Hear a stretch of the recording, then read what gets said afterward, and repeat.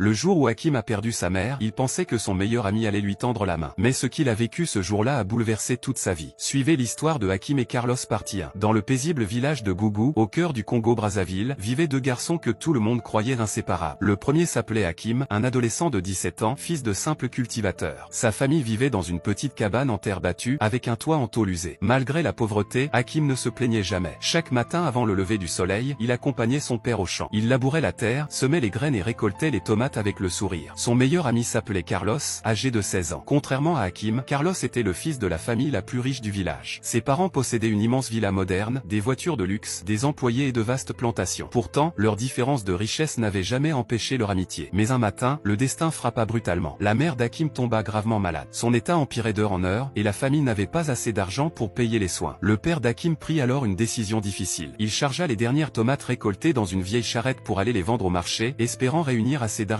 afin de sauver sa femme. Malheureusement, sur la route menant au marché, un Toyota RAV4 diesel roulant à grande vitesse le renversa violemment. Les habitants accoururent aussitôt. Une ambulance arriva quelques minutes plus tard et le transporta d'urgence à l'hôpital. Pendant 2 longs jours, Hakim resta seul auprès de sa mère. Malgré tous ses efforts, elle rendit son dernier souffle. Quelques heures plus tard, son père revint enfin de l'hôpital, encore blessé, ignorant que la femme qu'il aimait venait de mourir. Le cœur brisé, Hakim pensa immédiatement à une seule personne, son meilleur ami, Carlos.